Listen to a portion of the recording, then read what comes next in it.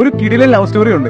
ബൈബിളിലെ ഉത്തമഗീതത്തിലാണ്. കഥയിലെ നായികയായ പെൺകുട്ടി സുന്ദരിയാണ്, അതീവ സുന്ദരിയാണ്. അവളുടെ അഴകിൽ ആകൃഷ്ടനായ അവിടുത്തെ രാജാവ് അവളെ സ്വന്തമാക്കാനായിട്ട് ഭയങ്കരമായിട്ട് ആഗ്രഹിക്കുകയാണ്. രാജാവിന് വേറെ ഭാര്യമാരുണ്ട്, അത് വേറെ കാര്യം. രാജാവ് അവൾക്ക് രാജകൊട്ടാരവും രാജകീയ സുഖ സൗകര്യങ്ങളും ഒക്കെ വാഗ്ദാനം ചെയ്തിട്ടുണ്ട്. എന്നാൽ അതിനു മുമ്പിലൊന്നും തെല്ലും കുലുങ്ങാതെ വളരെ സ്റ്റേൺ ആയിട്ട് അവൾ പറയുകയാണ്, എനിക്ക് താല്പര്യമില്ല.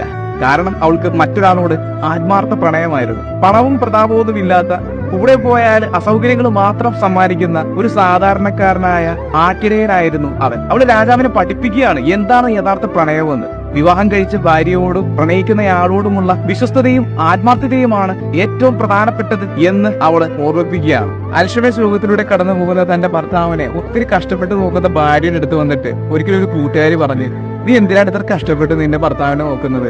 അയാൾക്ക് അറിയില്ലല്ല നീ അയാളുടെ ഭാര്യയാണെന്ന്. ഈ നിൽക്കുന്ന കുട്ടികൾ അയാളുടെ മക്കളാണെന്ന് അറിയില്ല.